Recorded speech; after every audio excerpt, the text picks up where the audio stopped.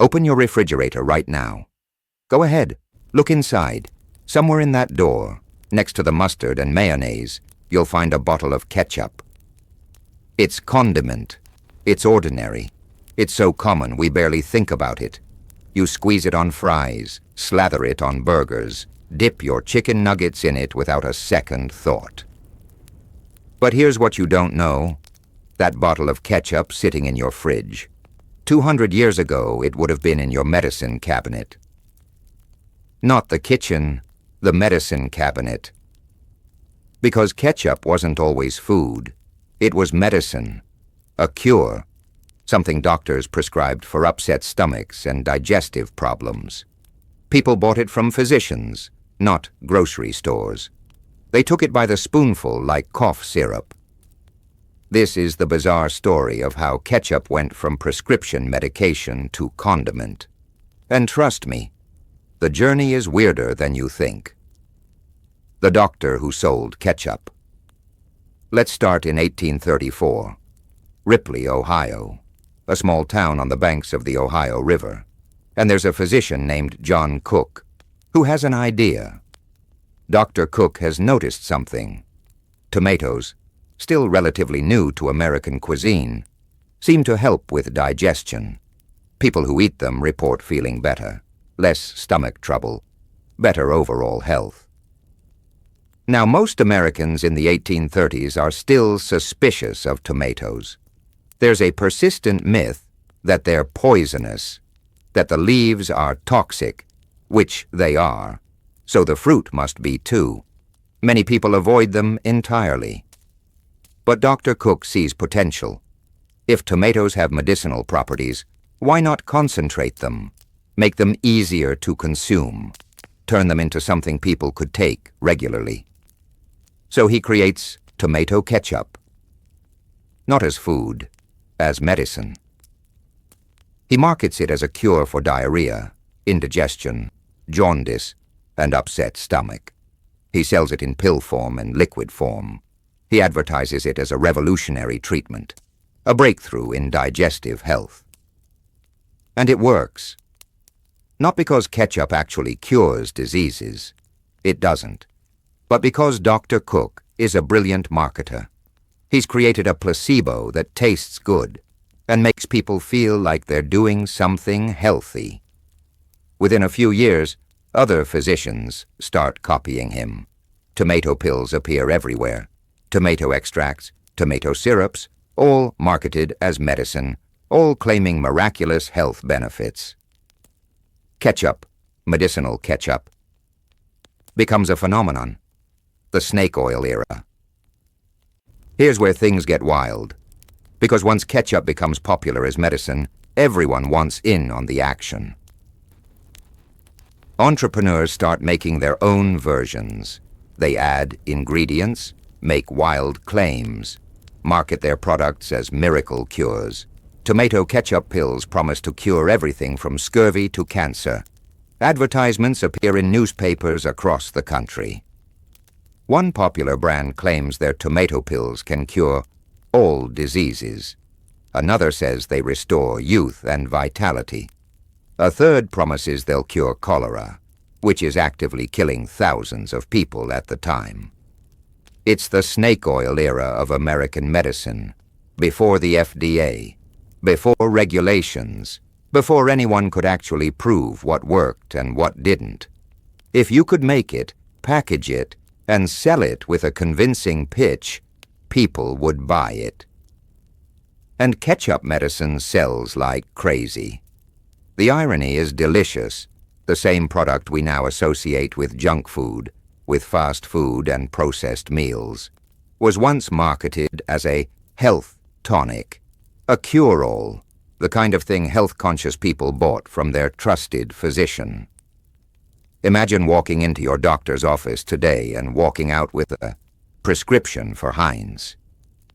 What was actually in it? Here's an important question. What exactly was in this medicinal ketchup? The answer is complicated, because there was no standardized recipe. Every manufacturer made it differently. Some versions were actually tomato-based, Others barely contained tomatoes at all. Early ketchup recipes included all sorts of ingredients. Tomatoes, obviously, but also anchovies, mushrooms, walnuts, oysters, and various spices. The word ketchup itself comes from a Chinese word for fermented fish sauce. The original ketchup had nothing to do with tomatoes. By the 1830s, American ketchup makers were experimenting wildly. Some added medicinal herbs. Others included spices believed to have healing properties. Many added alcohol as a preservative, which probably made people feel better temporarily for obvious reasons. The tomato versions varied wildly in quality. Some were carefully prepared, using fresh tomatoes and proper preservation techniques. Others were sketchy concoctions made from rotten tomatoes, loaded with preservatives and coloring agents to hide the spoilage. And people consumed this stuff, believing it would cure them, trusting that their doctor or the advertisement in the newspaper knew what they were talking about. It's a reminder that medical authority isn't always based on actual science. Sometimes it's just convincing marketing. The shift to food.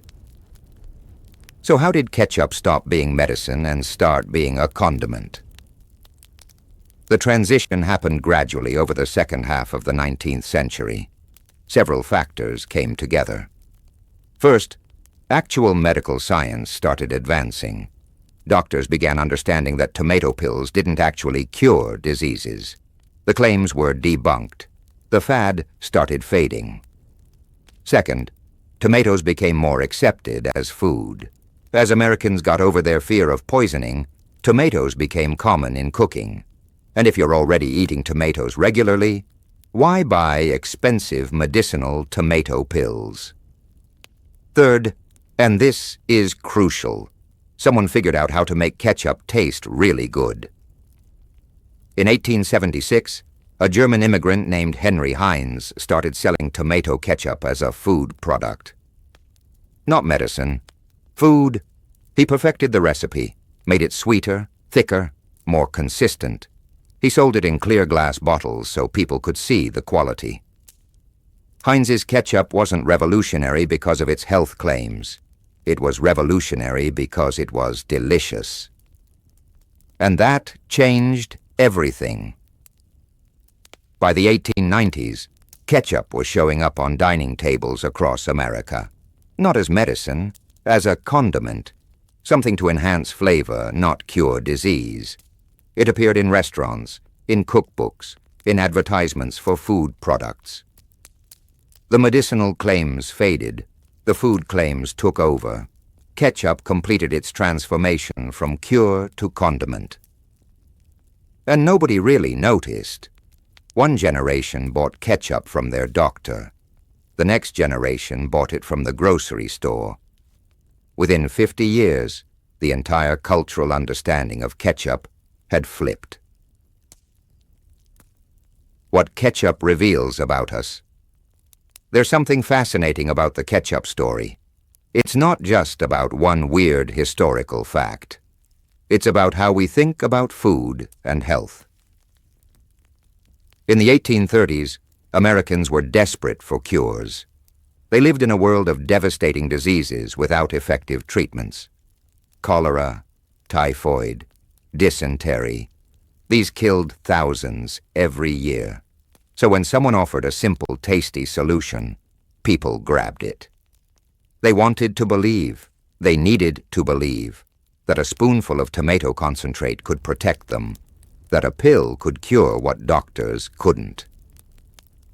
We mock that now. We laugh at people who bought medicinal ketchup. How naive, how gullible. But are we really that different? Think about the superfoods we buy, the supplements we take, the health claims on every package in the grocery store. Boosts immunity, supports gut health, packed with antioxidants. How many of those claims are as legitimate as Dr. Cook's ketchup pills? We're still looking for miracle cures in our food. We've just gotten more sophisticated about the marketing. The modern medicine cabinet. Here's the beautiful irony. Ketchup actually does have some health benefits. Tomatoes contain lycopene, an antioxidant that's genuinely good for you. They have vitamins, nutrients. Eating tomatoes is objectively healthy. So Dr. Cook wasn't completely wrong. He just vastly overstated the case and packaged it in the least healthy form possible, loaded with sugar and salt. Modern ketchup is essentially candy with tomato flavoring. We've taken something that once had health claims and transformed it into pure indulgence. It's the opposite of health food now. Which makes the history even funnier. We went from ketchup cures disease to ketchup is literally just sugar sauce. But nobody cares, because ketchup isn't about health anymore. It's about taste, about tradition, about that perfect combination of sweet, salty, and tangy that makes everything from fries to eggs taste better. We stopped expecting it to cure us. We just want it to taste good. And honestly, that's progress. The legacy. Walk into any diner in America today. Look at the tables. There's ketchup. Always ketchup. Sitting next to the salt and pepper like it belongs there. Like it's always been there. But it hasn't. 200 years ago, ketchup wasn't on tables. It was in pharmacies, sold by doctors, marketed as medicine, consumed by people who genuinely believed it would heal them. The journey from medicine cabinet to dining table took decades, required massive cultural shifts, needed someone like Henry Heinz to reimagine what ketchup could be. Now we use it without thinking, squeeze it on everything, keep bottles in our fridges until they're ancient. We've completely forgotten that it was ever anything else. That's how culture works. Things that seem permanent are actually recent. Traditions that feel ancient are actually invented. The way we use products today isn't the way they've always been used. Ketchup was medicine. Then it wasn't. And nobody really noticed the transition. The final squeeze. So the next time you grab that bottle of ketchup from your fridge, remember, you're holding history. Not ancient history, recent history, weird history. That condiment you're about to squirt on your burger was once sold as a cure for stomach ailments by an Ohio physician. People took it seriously, paid good money for it, believed in its healing powers. Now it's just ketchup, the thing we put on fries, the condiment we forget about until we need it.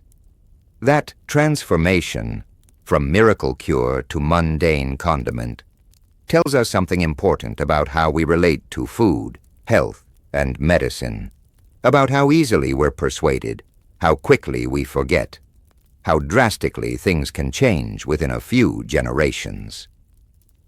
Dr. John Cook thought he was revolutionizing medicine. He was actually creating the world's most popular condiment. And somehow, that's an even better legacy. Next time someone tells you ketchup is unhealthy, you can tell them, it used to be medicine. We've actually made progress. It's junk food now, and that's fine. At least nobody's claiming it cures cholera.